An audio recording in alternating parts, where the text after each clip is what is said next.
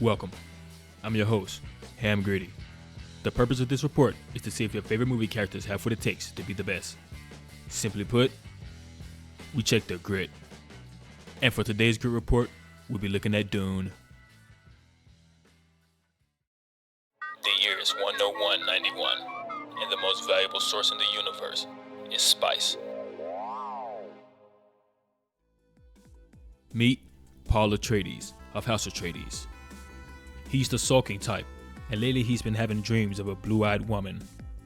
House Atreides has just been called to govern and rule a desert planet called Arrakis by the Emperor. This desert planet is a great source of spice, and the Emperor wants Paul's father, Leto, to oversee operations. One evening, along with his mother, Paul is summoned by the Emperor's Truthsayers. They're all cloak and dagger, and they're here to learn more about Paul's dreams. Here, he's given a test. This is a test of will, and if he removes his hand, he'll die.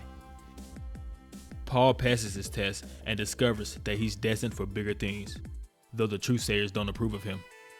He has enough on his plate, but his mother assures him that whatever the future holds, he's ready. And I'm sure that she doesn't have to stand that close. On their initial visit to this desert planet Arrakis, Paul is introduced to the Fremen. These crab-walking sand dwellers believe him to be the second coming.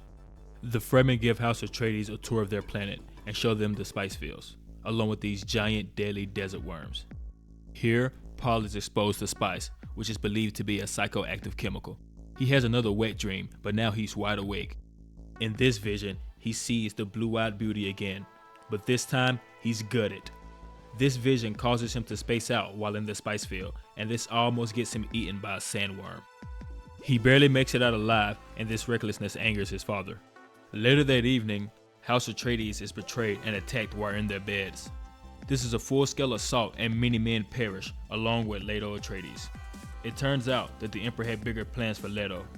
He's a jealous ruler, and he feared that House Atreides were growing too powerful. The Emperor only wanted them to oversee the spice fields of Arrakis so that he could have them wiped out. During this siege, Paul and his mother are kidnapped and are taken outside the city to be abandoned in the desert. They escape and seek shelter. This is where Paul has yet another vision, but this time it's a universe-wide war enacted in the name of his fallen father. It clearly unsettles him, but again, his mother is there for comfort. Paul's badass friend Duncan eventually locates them, and together, they settle with a group of Fremen. They are attacked again by the Emperor's men, and this time Duncan sacrifices himself so that they can escape. They stumble upon another group of Fremen, and this is when he finally meets her. The blue-eyed woman of his dreams, the salt to his pepper, the pepper to his pig, and her name is Chani. But before he can profess his eternal love to her, this one rude boy wants to touch tips. He's upset that the group is willing to accept newcomers and wants to fight to the death. Also, Paul disarmed him earlier. So naturally, Paul has to invoke those sweet main character privileges and put this guy's worm in the sand. Paul grants him a swift death, and in return, gets the seal of approval from the group. Chani's suit must be working in overdrive, am I right?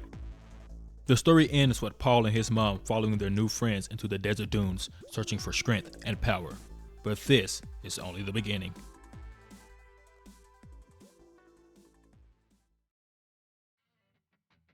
So, does Paul Atreides have grit? The only clear example of gumption that I saw was when Paul stood tall for his mother to fight the angry Fremen. Plus, he had a baddie watching him, so you know he couldn't lose that fight. Plus 20. Paul's resilience took an L on this one. Throughout the movie, he constantly doubted himself, and if it wasn't for his mother's and father's constant reassurance, I don't think he would have made it. Minus 40.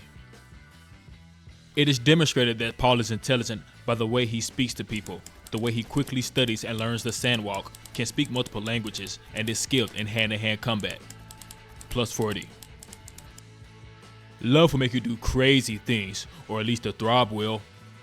Paul crossed the desert sands to find the woman of his dreams. Plus 30. That means that after a universal base of 40 grit and an additional 50 grit, Paul Atreides has a total of 90 grit, making him medium grade.